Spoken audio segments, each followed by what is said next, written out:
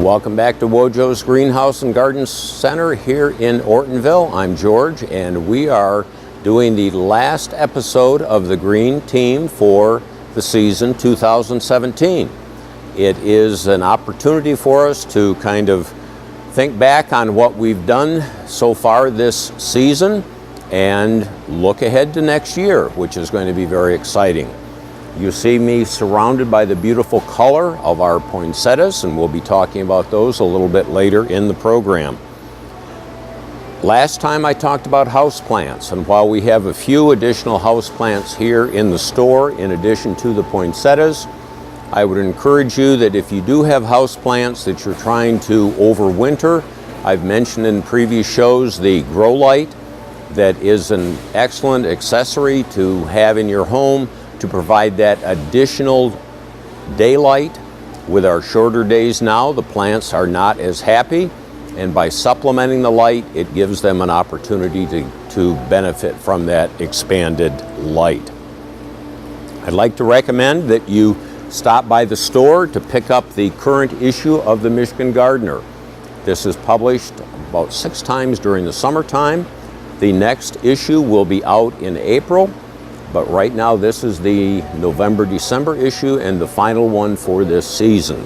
We have a nice supply here at the store, and I would encourage you to stop by and pick it up. Many interesting articles. On the back, there's an article by Lisa Steinhoff about organic gardening, bringing it indoors. So, variety of topics in the Michigan Gardener currently available here at our store. Announced this week, we're always in the garden industry interested in what is described to as the Pantone color of the year.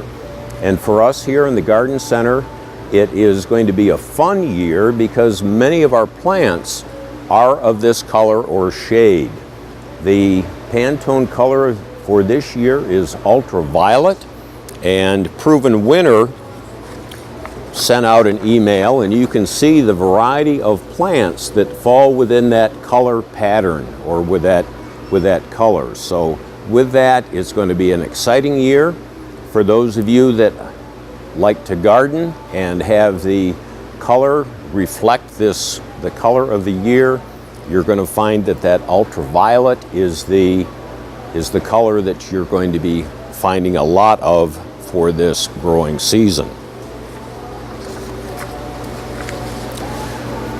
In Garden Gate magazine, in what they describe as their e-notes, they talked about here how to read a pesticide label.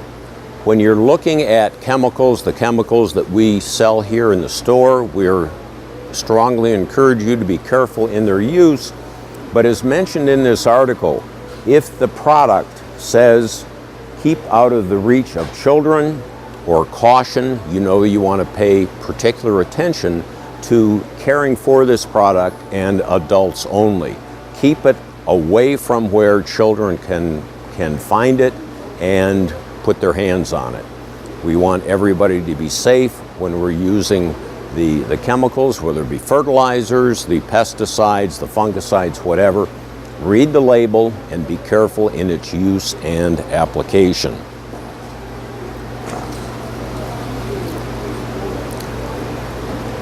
We talked about planning, or I mentioned planning. As we look ahead to 2018, I would encourage each of our viewers, whether you're a vegetable gardener, whether you have beautiful perennials, whether you use a lot of annuals in your landscape or trees and shrubs or a blend of each of these, think about your landscape. Think about what you might want to do and do some planning for next spring. Look in different gardening magazines that come out on the market. If you go on Proven Winner's website, you can see a huge panorama of the plants that Proven Winners markets to get an idea of what you might do in your garden next year. Burpee Seeds will send you a free seed catalog. Gurney's, a number of seed catalog companies will send you those to give you some reading in the winter time. But now is an excellent time to plan ahead and look ahead for that next season. In Michigan Gardening Magazine, they sent out an email, and this one is entitled Tips for Winter Care and Shrub Care in Your Yard. And the first thing they talk about is the roots, and we've talked about using mulch to help hold in the moisture. The mulch also helps to protect the roots and keep them from being exposed and frozen. So the idea of protecting the root zone with 2 to 4 inches of mulch is very important that you do that. The next thing they talk about is winter chemical damage. We're experiencing snow and ice right now, and with that, a lot of people use salt. Be careful of the type of salt that you use. It mentions here that calcium chloride is not a sodium based, and that would be more appropriate for the plants. You want to use salt tolerant plants in your landscape, and if you do use salt in your landscape or on the sidewalk, put a barrier, put some burlap, put some landscape fabric between the sidewalk and your plants so that the spray of the salt doesn't get on those plants. We talk about salt-tolerant plants. It's important, especially if you live near a highway. I've mentioned this before. I live on South Main Street in Clarkston, fairly close to M15. It goes right by my house. There are certain shrubs that I can't grow in that space because of the salt brine that splashes from the road onto my yard, and consequently the plants don't make it. So whatever you can do to keep that salt off your plants, it's very important. We talked about stem damage. Rabbits, voles, mice like to eat on the bark. They're hungry in the wintertime, and that provides a food source for them. So either use a chemical deterrent or put a fence around to keep those critters away from the tender bark of your plants. Also, the crown of the plant, as we mentioned before, keeping it mulched and protected. We've talked about tying up the upright arborvitaes and junipers so that an ice storm won't split them. These are all things that we encourage people to do as they care for their plants for the winter time. The American Gardener magazine just came out with their current issue, and they have an article that we wanted to talk about here. It's Beware of Pretty but Poisonous Plants. And they have within here an article describing a large number of poisonous plants that can either harm pets, other animals, children, whatever.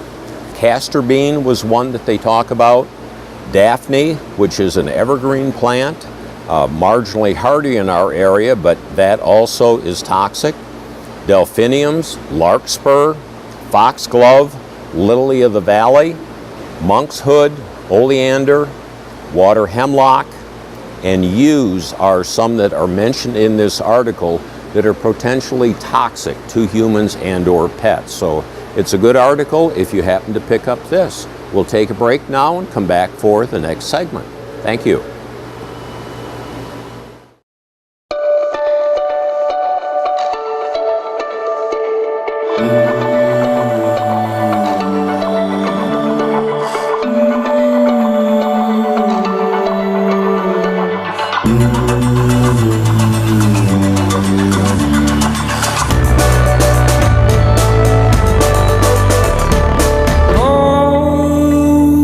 Suppose now shush, she makes the sound she makes to calm me down.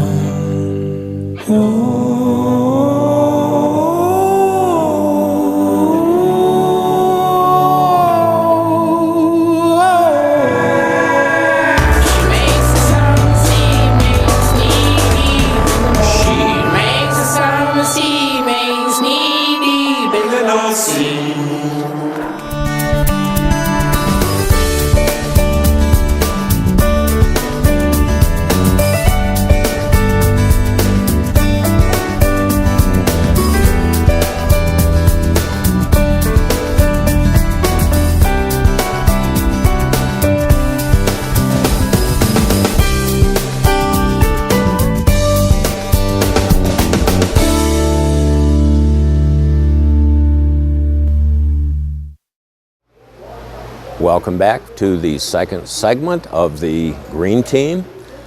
We were talking about toxic plants the last time, that article that was in the magazine that I had, and we have talked before about plants that are toxic to horses. This is a handout that comes from Michigan State University, the Cooperative Extension, and this highlights some of the plants that are especially dangerous to horses. I mentioned the yew plant. A guest came in several years ago. They had been pruning their yews, thought it looked green and lush and it would be a nice thing to throw over the fence into the horse corral. They came back 30 minutes later to find the horses dropped, and the yew had killed them. Rhododendron is also another plant that is harmful to horses. Foxglove, hydrangeas. We want to be careful of the hydrangeas being in an area where the horses can eat on them. Delphinium, the azaleas, lily of the valley. And then we talk about trees. A year or so ago, we had a major project here when the gas line came through, and we were providing a large number of trees, I think close to 160 trees that were handed out to residents that were impacted by that gas line going through. And the particular variety was a variety of red maple. And somebody asked the question, isn't that toxic to horses? And I went and did this research, and sure enough, found that red maple shows up on that list of plants that are toxic to horses. So this would be, if you're a horse owner, this would be an excellent handout to have. We find, in addition to the red maple, the black locust is also one that is toxic, the black walnut, the white oak, and then lastly the black cherry. The black cherry tree are potentially toxic to horses. So if you're a horse owner, you want to be particular about the plants that you have near your horse corral. An article that came out from, I believe this was Ohio State. Yes, it was Ohio State. They talked about the scale on magnolia being easy to see when leaves drop.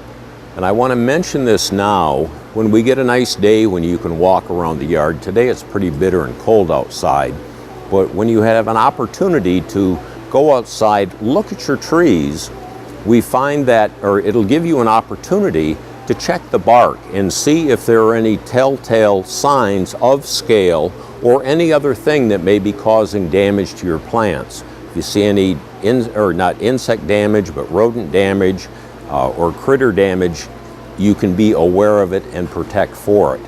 But the idea of checking for scale was an excellent topic, and one that I thought was very interesting.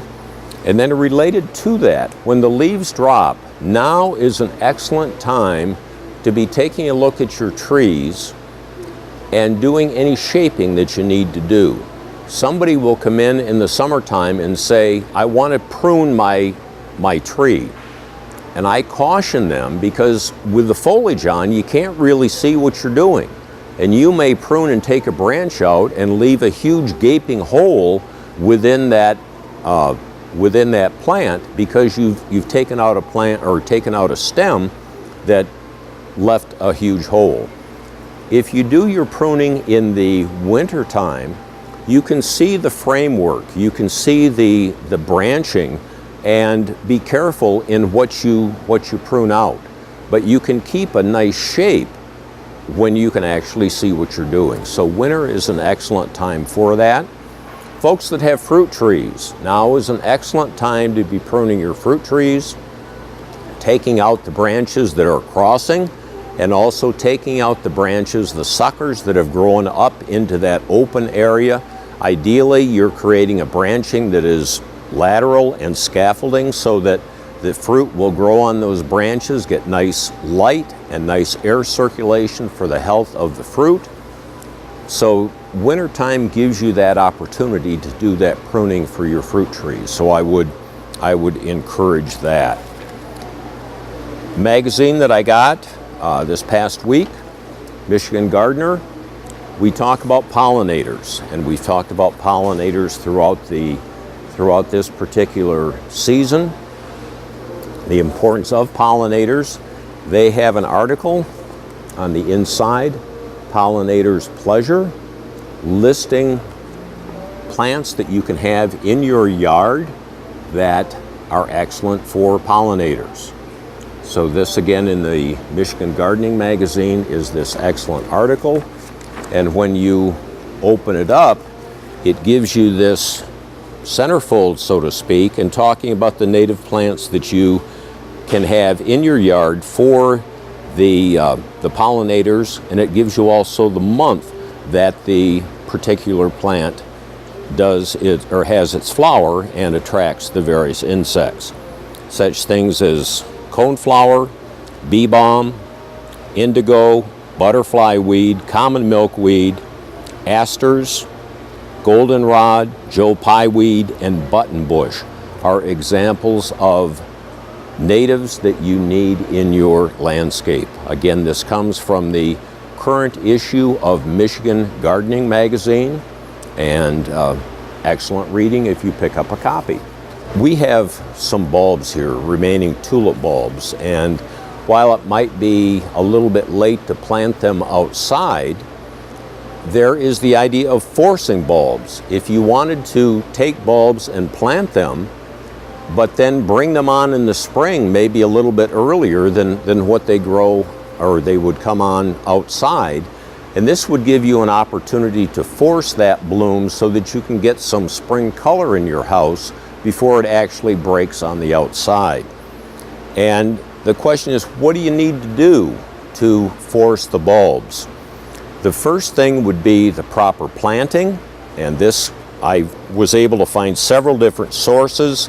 One came from the University of Minnesota. Michigan State has 2 or 3 handouts and describing how to plant these, how to plant the bulbs, and how to arrange them so that they'll make a nice display.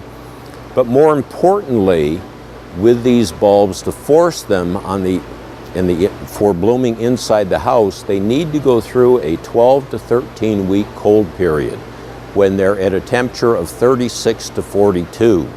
That could be in a refrigerator.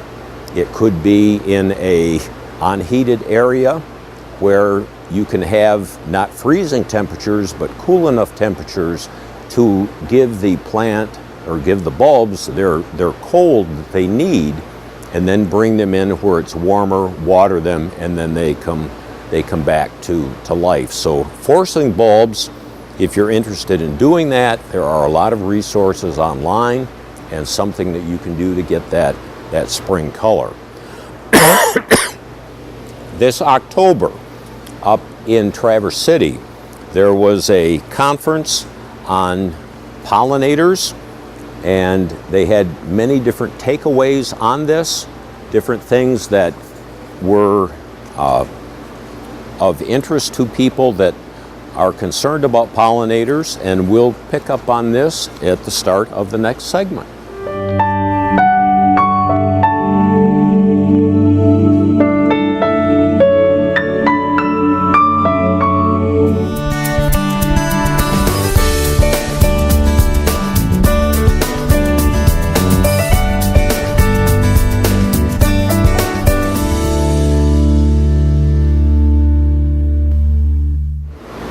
Welcome back to our final segment of the Green Team, and we were talking about the Urban Pollinators Conference that took place this fall up in Traverse City, and some of the messages that came away from that.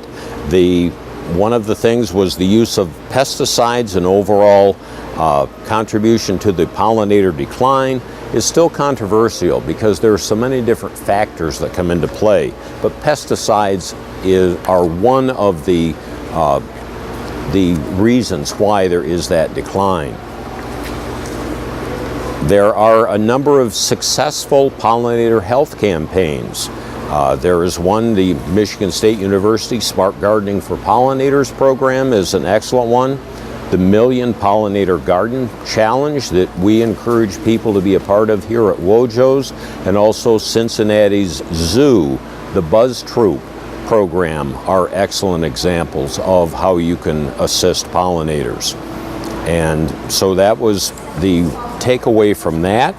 Some myths about bees. All bees make honey. Not true. Less than 4% of all bees actually make honey. There are some less than 800 species that are involved in making the honey. Another thing is all bees live in colonies or nests in hives, and that is actually less than 8% are social and live in those accommodations. All bees work hard pollinating flowers. That is, again, a generality. Most do, but there's also one variety of bee that actually will go in and harm other bees that do pollinating. And all bees sting? Not necessarily so. Some bees do sting, but there are many species that don't even have stingers. So some interesting topics about bees in general. If we move on to the next topic that I wanted to mention,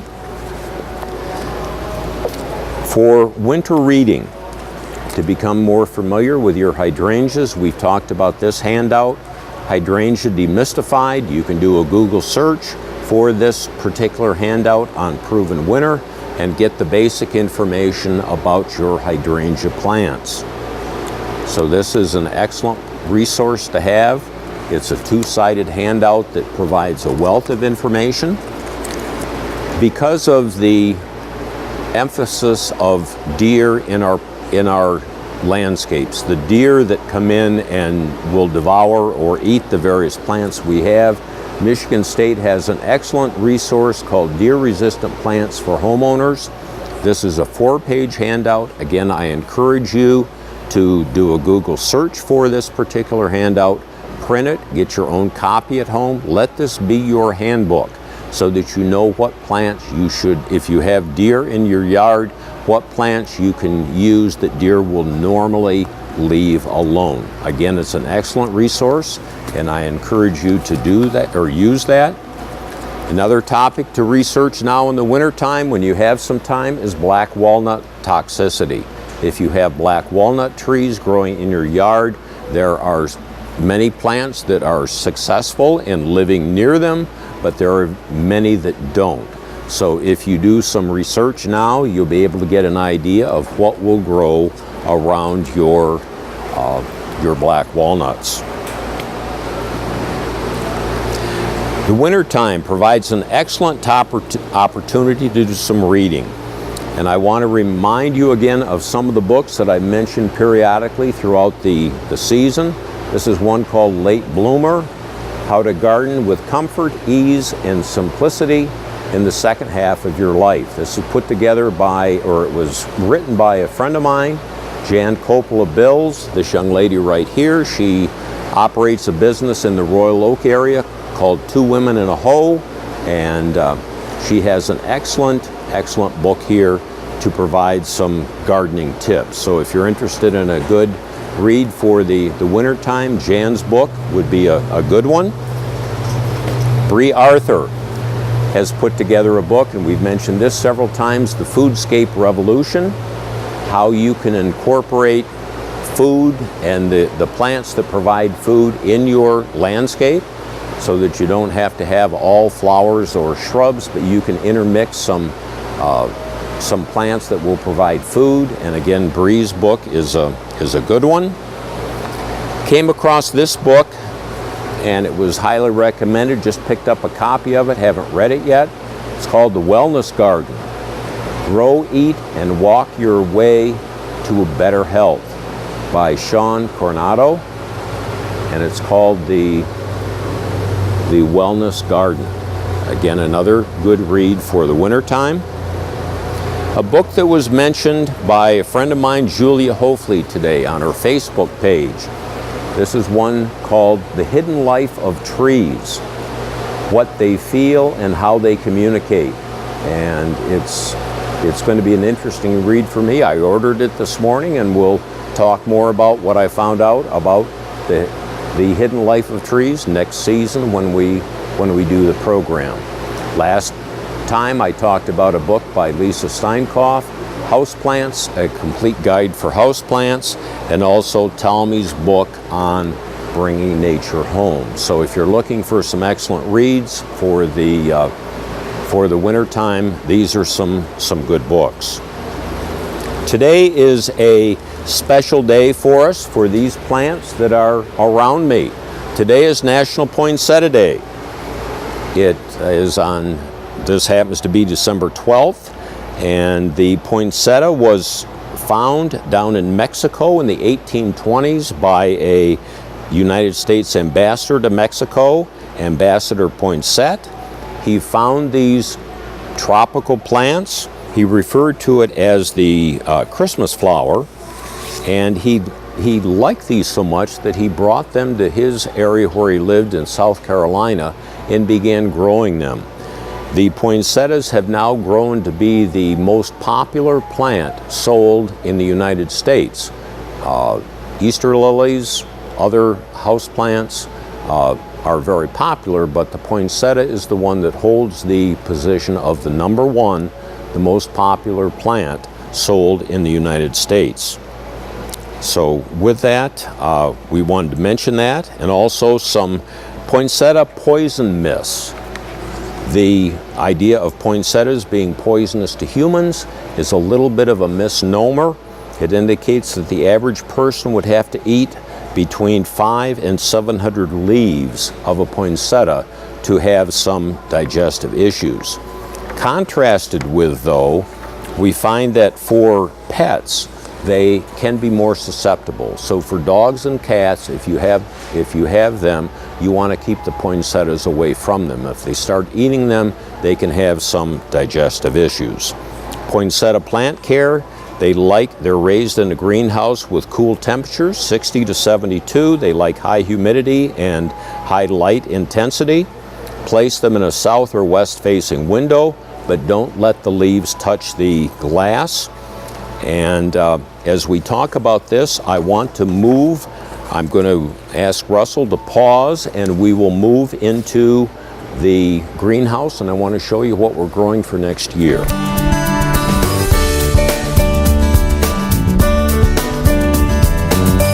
Wanted to bring you into our propagation area. Part of our Christmas decorating crew, the folks that did the actual construction of things like porch pots and wreaths, we're in here this week starting our cuttings of various annuals for next spring. So we've started the process. We've started growing here at Wojo's for the 2018 season. I wanted to show you this aerial photograph of Wojo's. In 34 years, Joe has been able to expand the business. His theme is growing to serve you better. And considering that Joe started out down at this end of the parking lot with a 10 by 10 roadside stand and one greenhouse, the business has greatly expanded. I would also encourage you this winter, check our website, find out the dates for our greenhouse tours. Normally there's one in February, one in March, one in April, giving you an opportunity to tour the greenhouses, see these plants growing and getting ready for our opening. So we will see you next season. Have a great new year, and we'll see you next spring.